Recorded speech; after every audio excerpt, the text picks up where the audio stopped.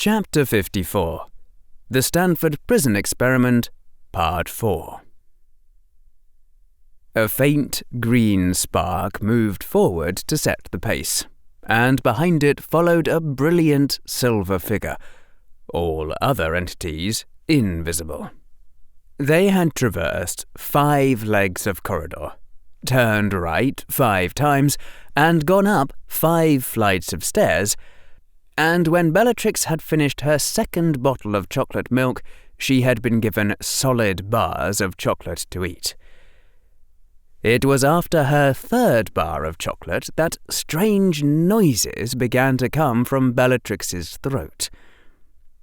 It took a moment for Harry to understand, to process the sounds. It didn't sound like anything he'd ever heard before. The rhythm of it was shattered, almost unrecognizable. It took him that long to realize that Bellatrix Black was crying. The Dark Lord's most terrible weapon was crying. She was invisible, but you could hear it.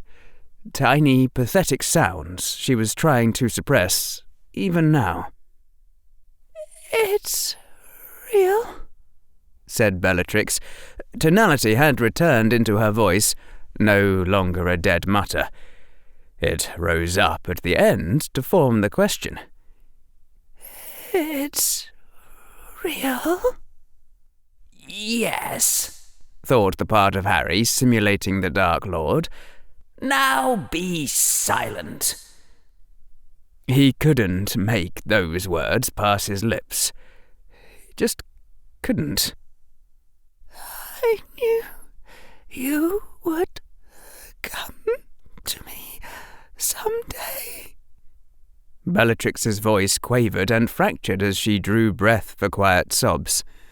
"I knew you were alive, that you would come to me, my lord." There was a long inhalation, like a huge gasp. "That even when you came, you still wouldn't love me. Never. You would never love me back. That was why they couldn't take my love from me, even though I can't remember so many other things, though I don't know what I forgot, but I remember how much I love you, Lord." There was a knife stabbing through Harry's heart. He'd never heard anything so terrible. He wanted to hunt down the Dark Lord and kill him just for this. "Do you still have use for me, my lord?" "No," hissed Harry's voice without him even thinking. It just seemed to be operating on automatic. "I entered Azkaban on a whim. Of course I have use for you. Don't ask foolish questions." "But I'm weak," said Bellatrix's voice, and a full sob escaped her. It sounded much too loud in the corridors of Azkaban. "I can't kill for you, my lord. I'm sorry. They ate it all. Ate me all up. I'm too weak to fight. What good am I to you now?"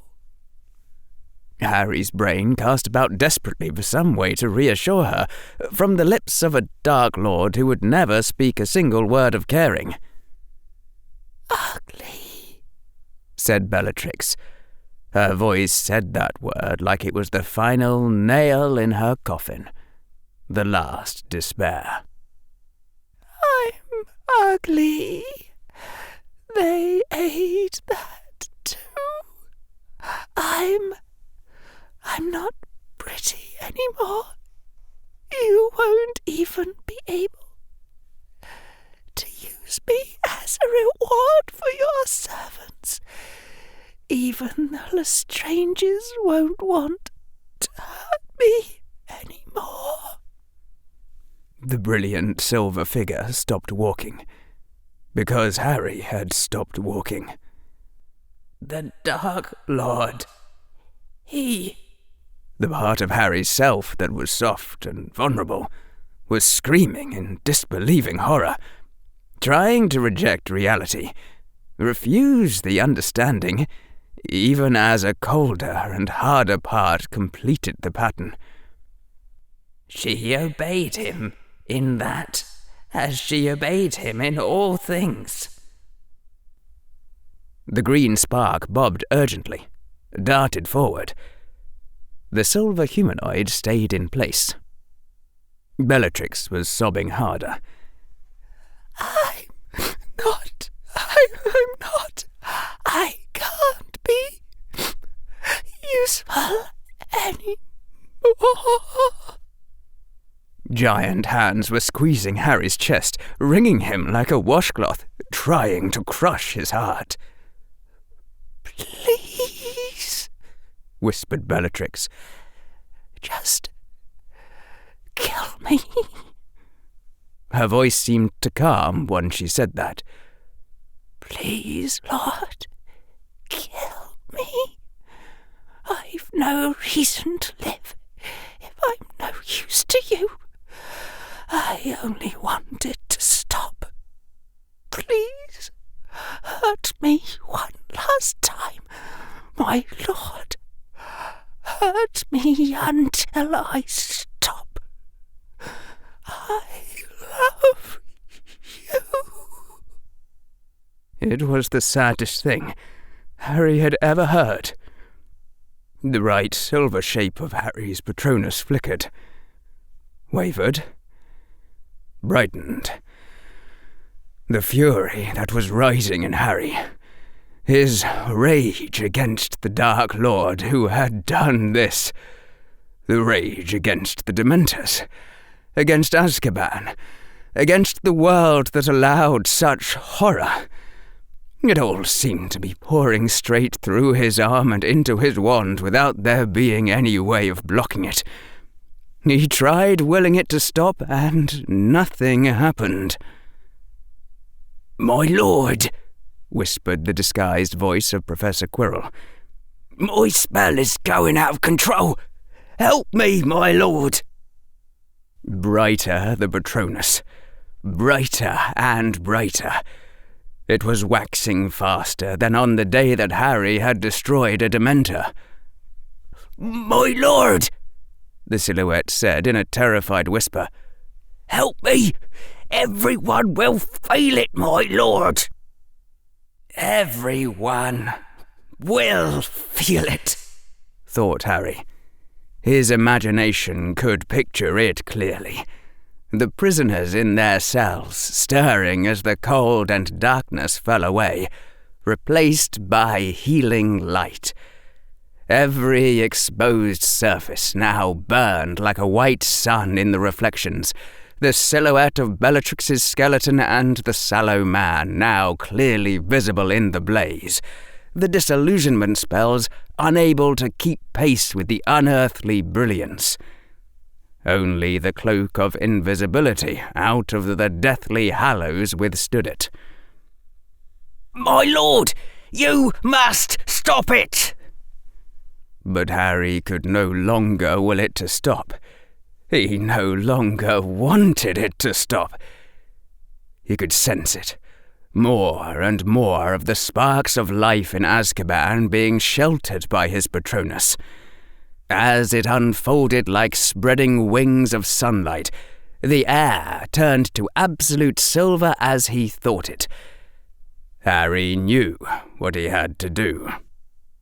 "Please, my lord!" The words went unheard. They were far from him, the Dementors in their pit. But Harry knew that they could be destroyed, even at this distance, if the light blazed bright enough. He knew that death itself could not face him if he stopped holding back. So he unsealed all the gates inside him and sank the wells of his spell into all the deepest parts of his spirit, all his mind and all his will, and gave over absolutely everything to the spell. And in the interior of the sun, an only slightly dimmer shadow moved forward, reaching out an entreating hand. "Wrong, don't." The sudden sense of doom clashed with Harry's steel determination, dread and uncertainty stirring against the bright purpose. Nothing else might have reached him but that. The silhouette took another step forward, and another, the sense of doom rising to a point of terrible catastrophe, and in the drench of cold water, Harry saw it. He realized the consequences of what he was doing, the danger and the trap. If you'd been watching from outside, you'd have seen the interior of the sun brightening and dimming, brightening and dimming, and finally fading, fading, fading into ordinary moonlight that seemed like pitch darkness by contrast. Within the darkness of that moonlight stood a sallow man with his hand outstretched in entreaty, and the skeleton of a woman lying upon the floor, a puzzled look on her face. And Harry, still invisible, fallen to his knees. The great danger had passed, and now Harry was just trying not to collapse, to keep the spell going at the lower level. He'd drained something, hopefully not lost something. He should have known. He should have remembered that it wasn't mere magic that fueled the Patronus charm. "Thank you, my lord," whispered the sallow man. "Fool," said the hard voice of a boy pretending to be a Dark Lord. "Did I not warn you that the spell could prove fatal if you failed to control your emotions?" Professor Quirrell's eyes did not widen, of course. "Yes, my lord, I understand," said the Dark Lord's servant in a faltering voice, and turned to Bellatrix. She was already pushing herself off the floor, slowly, like an old Muggle woman. "How funny," Bellatrix whispered.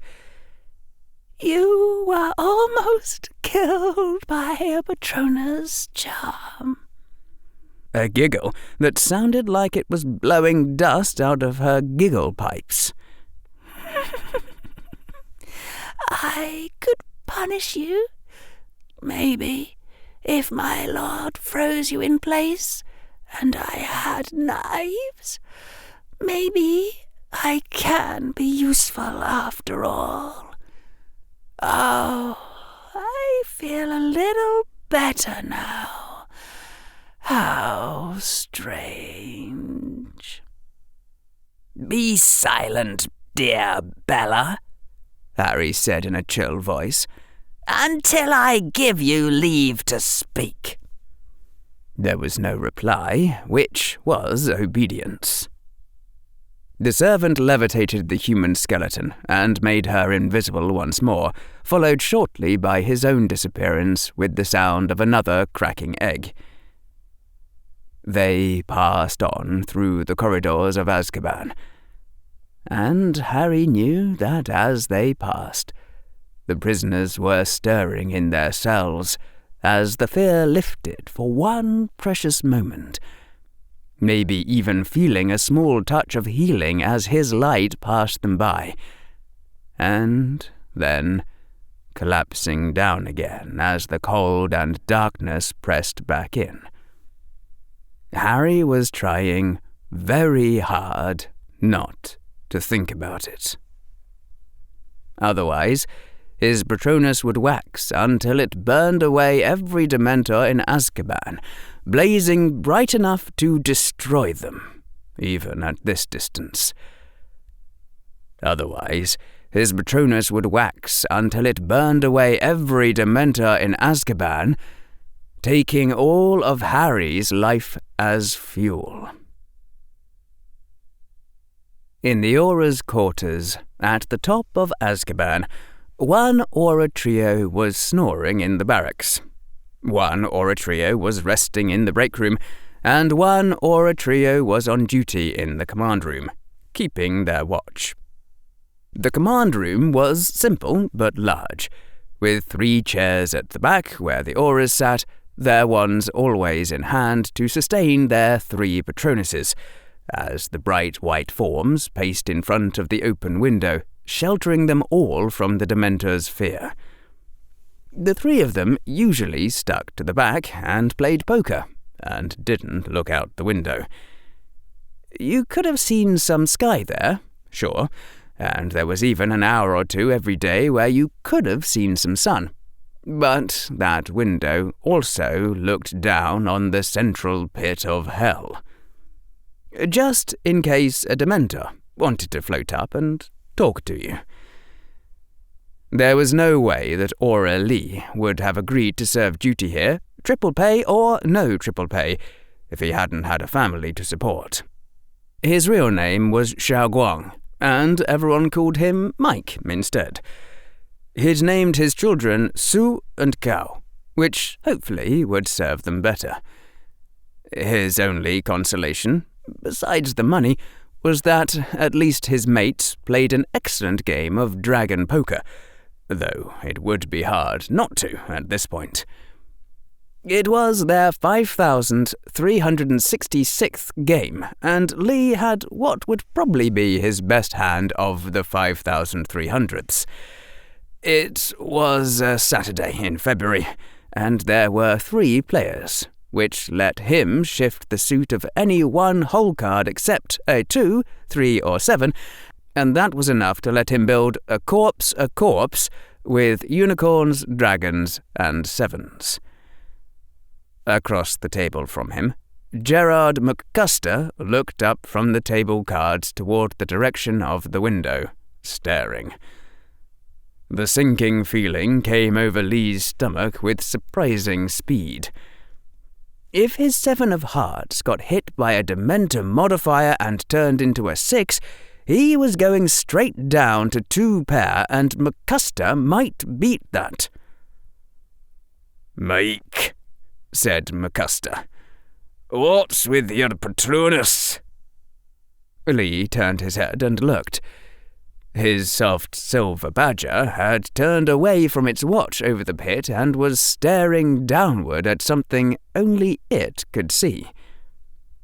A moment later, Barry's moonlit duck and McCuster's bright anteater followed suit, staring in the same downward direction. They all exchanged glances and then sighed. "I'll tell them," said Barry. Protocol called for sending the 3 Auras who were off duty but not sleeping to investigate anything anomalous. "Maybe relieve one of them, and take the sea spiral if you 2 don't mind." Lee exchanged a glance with McCuster, and they both nodded. It wasn't too hard to break into Azkaban, if you were wealthy enough to hire a powerful wizard and well-intentioned enough to recruit someone who could cast the Patronus charm. People with friends in Azkaban would do that.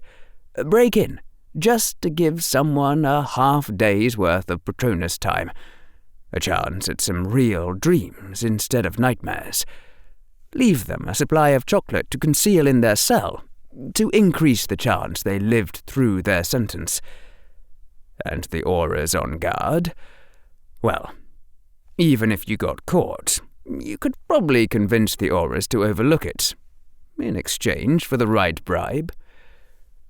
For Lee, the right bribe tended to be in the range of 2 knuts and a silver sickle.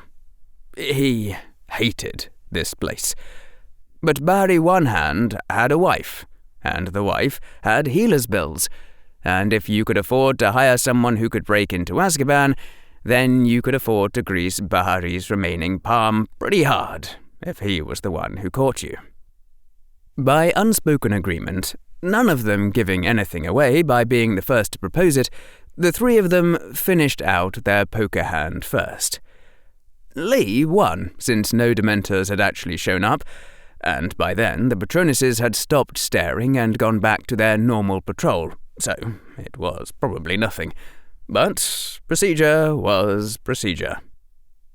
After Lee raked in the pot, Barry gave them all formal nods and stood up from the table. The older man's long white locks brushed against his fancy red robes. His robes brushed the metal floor of the command room as Barry went through the separating door that led to the formerly off-duty auras. Lee had been sorted into Hufflepuff, and he sometimes felt a little queasy about this kind of business. But Barry had shown them all the pictures, and you had to let a man do what he could for his poor sick wife, especially when he only had 7 months left before his retirement. The faint green spark floated through the metal corridors, and the silver humanoid, seeming a little dimmer now, followed after it. Sometimes the bright figure would flare, especially when they passed one of the huge metal doors, but it always died back down again. Mere eyes could not have seen the invisible others, the 11-year-old boy who lived, and the living skeleton that was Bellatrix Black, and the polyjuiced defense professor of Hogwarts, all travelling together through Azkaban.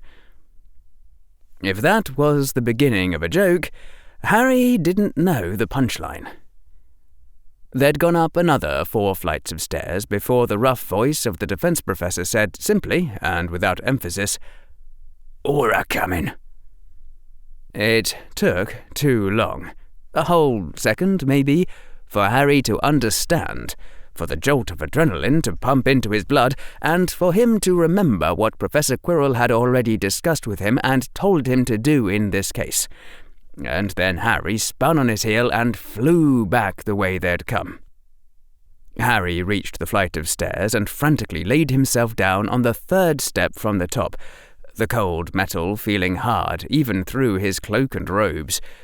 Trying to move his head up, to peer over the lip of the steps, showed that he couldn't see Professor Quirrell, and that meant that Harry was out of the line of any stray fire. His shining Patronus followed after him, and lay down beside him on the step just beneath him, for it too must not be seen. There was a faint sound, as of wind or whooshing, and then the sound of Bellatrix's invisible body coming to rest on a stair further below. She had no place in this except— "Stay still," said the cold high whisper. "Stay silent." There was stillness and silence. Harry pressed his wand against the side of the metal step just above him. If he was anyone else, he would have needed to take a knut out of his pocket, or rip off a bit of cloth from his robe, or bite off one of his nails, or find a speck of rock large enough that he could see it and solid enough to stay in one place and orientation while it touched his wand. But, with Harry's almighty power of partial transfiguration, this was not necessary. He could skip that particular step of the operation and use any material near to hand. 30 seconds later, Harry was the proud new owner of a curved mirror and— "Wingardium Leviosa," Harry whispered as quietly as he could, was levitating it just above the steps and watching, in that curved surface, almost the whole corridor where Professor Quirrell invisibly waited. Harry heard it in the distance then, the sound of footsteps, and saw the form, a little hard to see in the mirror, of a person in red robes coming down the stairs, entering the seemingly empty corridor, accompanied by a small Patronus animal that Harry couldn't quite make out. The aura was protected by a blue shimmer. It was hard to see the details, but Harry could see that much. The aura had shields already raised and strengthened. Crap, thought Harry. According to the defense professor, the essential art of dueling consisted of trying to put up defenses that would block whatever someone was likely to throw at you, while trying, in turn, to attack in ways that were likely to go past their current set of defenses. And by far, the easiest way to win any sort of real fight, Professor Quirrell had said this over and over, was to shoot the enemy before they raised a shield in the first place, either from behind or from close enough range that they couldn't dodge or counter in time. Though Professor Quirrell might still be able to get in a shot from behind if... But the aura halted after taking 3 steps into the corridor. "Nice disillusionment," said a hard male voice that Harry didn't recognize. "Now show yourself, or you'll be in real trouble." The form of the sallow, bearded man became visible then. "And you, with the Patronus," said the hard voice. "Come out too. Now." "Wouldn't be smart," said the gravelly voice of the sallow man. It was no longer the terrified voice of the Dark Lord's servant. It had suddenly become the professional intimidation of a competent criminal. "You don't want to see who's behind me. Trust me, you don't. 500 galleons, cold cash up front, if you turn around and walk away. Big trouble for your career if you don't." There was a long pause. "Look, whoever you are," said the hard voice, "you seem confused about how this works. I don't care if that's Lucius Malfoy behind you or Albus Bloody Dumbledore. You all come out. I scan the whole lot of you, and then we talk about how much this is going to cost you." 2,000 galleons. Final offer, said the gravelly voice, taking on a warning undertone. "That's 10 times the going rate and more than you make in a year. And believe me, if you see something you shouldn't, you're gonna regret not taking that." "Shut it," said the hard voice. "You've got exactly 5 seconds to drop that wand before I drop you. 5, 4... "What are you doing, Professor Quirrell?" Harry thought frantically. "Attack first! Cast a shield at least!" 3, 2, 1... Stupefy! Barty stared, a chill running down his spine. The man's wand had moved so fast that it was like it had apparated into place, and Barty's stunner was currently sparkling tamely at the end of it. Not blocked, not countered, not deflected. Caught, like a fly in honey. "My offer has gone back down to 500 galleons, said the man in a colder, more formal voice. He smiled dryly, and the smile looked wrong on that bearded face. "And you shall need to accept a memory charm." Barty had already swapped the harmonics on his shield so that his own stunner couldn't pass back through, already tilted his wand back into a defensive position, already raised his hardened artificial hand into position to block anything blockable, and was already thinking wordless spells to put more layers on his shields. The man wasn't looking at Barty. Instead, he was poking curiously at Barty's stunner, where it still wavered on the end of his wand, drawing out red sparks and flicking them away with his fingers, slowly disassembling the hex like a child's rod puzzle. The man hadn't raised any shields of his own. "Tell me," the man said in a disinterested voice that didn't seem to quite fit the rough throat. Polyjuice, Barry would have called it, if he thought that anyone could possibly do magic that delicate from inside someone else's body. "What did you do in the last war? Put yourself in harm's way, or stay out of trouble?" "Harm's way," said Barry. His voice kept the iron calm of an aura with nearly 100 full years on the force, 7 months short of mandatory retirement. Mad-Eye Moody couldn't have said it with more hardness. "Fight any Death Eaters?" Now a grim smile graced Barry's own face. "Do at once." 2 of you-know-who's own warrior assassins, personally trained by their dark master. 2 Death Eaters at once, against Barry alone. It had been the toughest fight of Barry's life, but he stood his ground and walked away with only the loss of his left hand. "Did you kill 'em?" The man sounded idly curious, and he continued to draw threads of fire out of the much-diminished stun bolt, still captive on the end of his wand. His fingers now weaving small patterns of Barry's own magic before flicking to disperse them. Sweat broke out on Barry's skin beneath his robes. His metal hand flashed downward, ripped the mirror from his belt. "Barry to Mike, I need backup." There was a pause, and silence. "Barry to Mike!" The mirror lay dull and lifeless in his hand.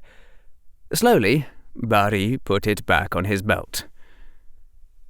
"It's been quite a while since I had a serious fight with a serious opponent," the man said, still not looking up at Barry. "Try not to disappoint me too much. You can attack whenever you're ready, or you can walk away with 500 galleons." There was a long silence. Then, the air screamed like metal cutting glass as Barry slashed his wand downward. Harry could hardly see it, could hardly make out anything amid the lights and flashes. His mirror's curve was perfect. They'd practiced this tactic before in the Chaos Legion, but the scene was still too small, and Harry had the feeling he wouldn't be able to understand even if he was watching from a meter away. It was all happening too fast. Red blasts deflecting from blue shields, green bars of light clashing together, shadowy forms appearing and vanishing. He couldn't even tell who was casting what, except that the aura was shouting incantation after incantation and frantically dodging while Professor Quirrell's polyjuiced form stood in one place and flicked his wand, mostly silently, but now and then producing words in unrecognizable languages that would white out the whole mirror and show half the aura's shielding being torn away as he staggered back. Harry had seen exhibition duels between the strongest 7th-year students, and this was so far above it that Harry's mind felt numb, looking at how far he had left to go. There wasn't a single 7th-year student who could have lasted half a minute against the aura. All 3 7th-year armies put together might not be able to scratch the defense professor. The aura had fallen to the ground, one knee and one hand supporting himself as the other hand gestured frantically and his mouth shouted desperate words. The few incantations that Harry recognized were all shield spells, as a flock of shadows spun around the aura like a whirlwind of razors. And Harry saw Professor Quirrell's polyjuiced form deliberately point his wand at where the aura kneeled and fought the last moments of his battle. "Surrender," said the gravelly voice. The aura spat something unspeakable. "In that case," said the voice. Avada! Time seemed to move very slowly, like there was time to hear the individual syllables. Ke and da and vra. Time to watch the aura starting to throw himself desperately aside, and even though it was all happening so slowly, somehow there wasn't time to do anything. No time for Harry to open his lips and scream, "No!" No time to move, maybe even not any time to think. Only time for one desperate wish that an innocent man should not die. And a blazing silver figure stood before the aura. Stood there, just a fraction of a second before the green light struck home. Barry was twisting frantically aside, not knowing if he was going to make it. His eyes were focused on his opponent and his onrushing death, so Barry only briefly saw the outline of the brilliant silhouette, the Patronus brighter than any he'd ever seen. Saw it just barely long enough to recognize the impossible shape before the green and silver light collided and both lights vanished. Both lights vanished. The killing curse had been blocked. And then Barry's ears were pierced as he saw his terrible opponent screaming, clutching at his head and screaming, starting to fall as Barry was already falling. Barry hit the ground, falling from his own frantic lunge, and his dislocated left shoulder and broken rib screamed in protest. Barry ignored the pain, managed to scramble back to his knees, brought up his wand to stun his opponent. He didn't understand what was happening, but he knew that this was his only chance. Stupefy! The red bolt struck out toward the man's falling body and was torn apart in midair and dissipated, and not by any shield. Barry could see it, the wavering in the air that surrounded his fallen and screaming opponent.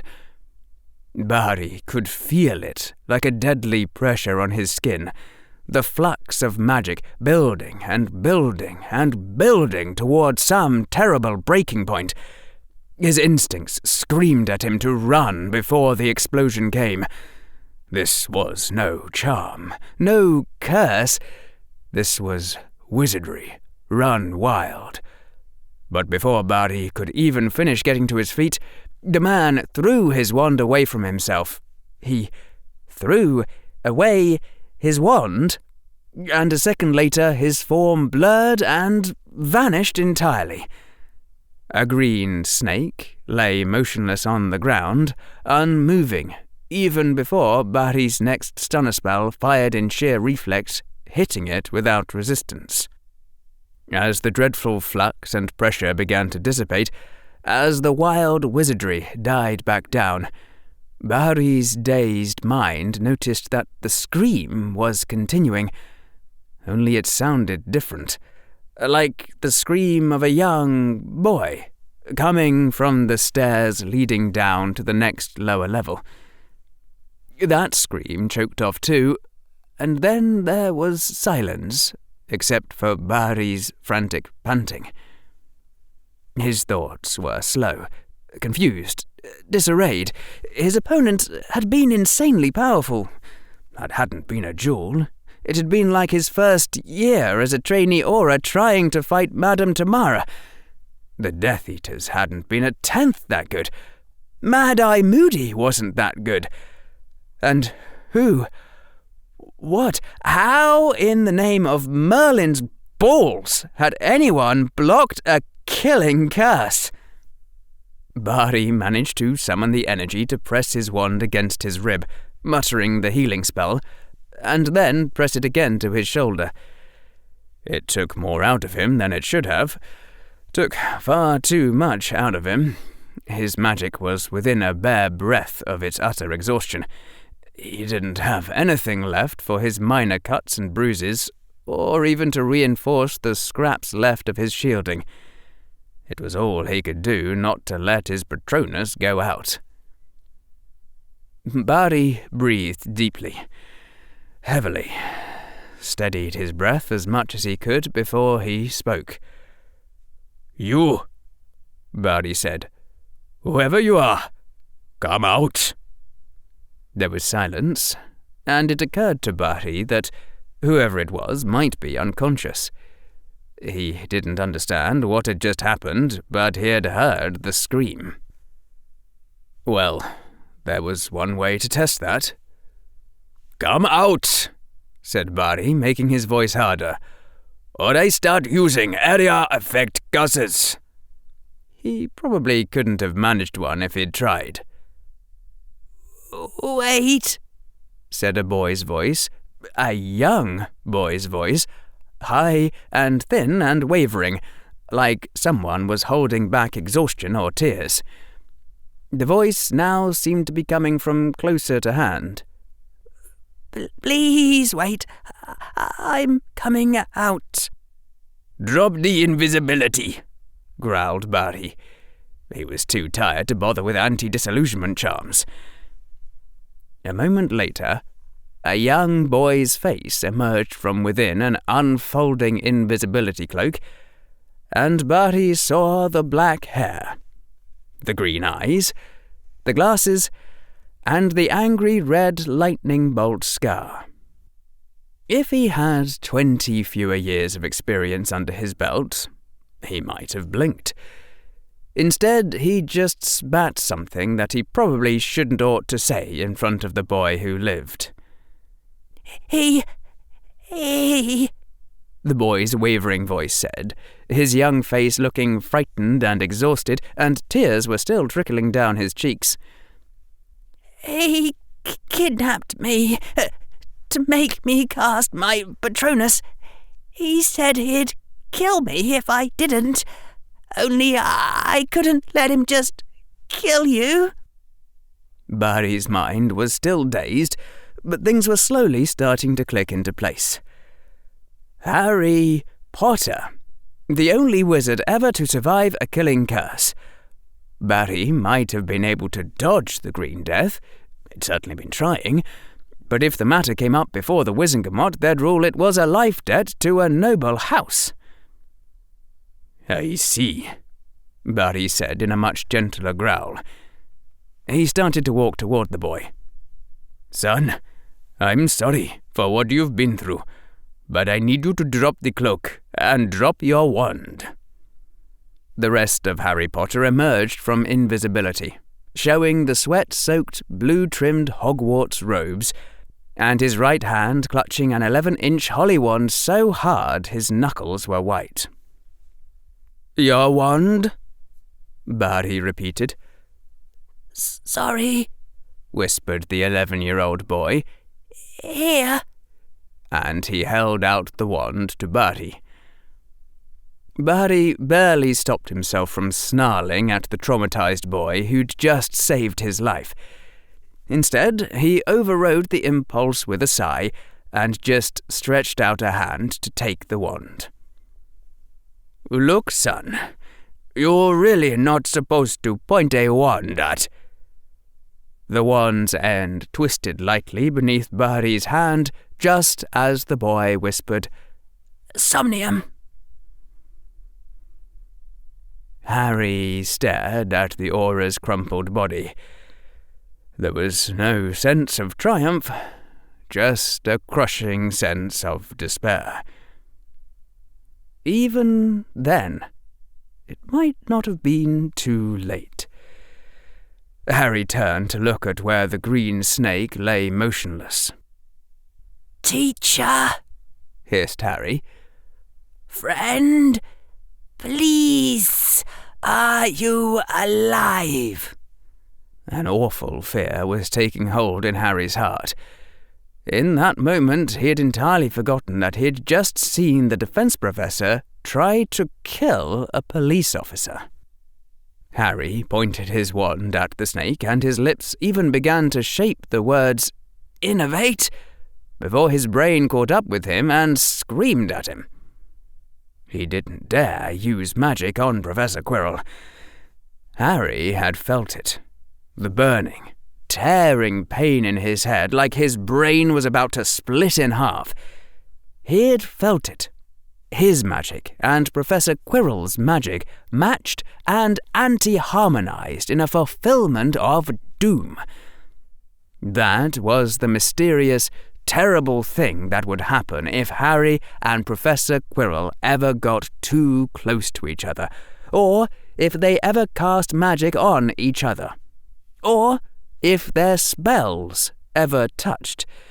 Their magic would resonate out of control. Harry stared at the snake. He couldn't tell if it was breathing. The last seconds ticked away. He turned to stare at the aura, who had seen the boy who lived, who knew.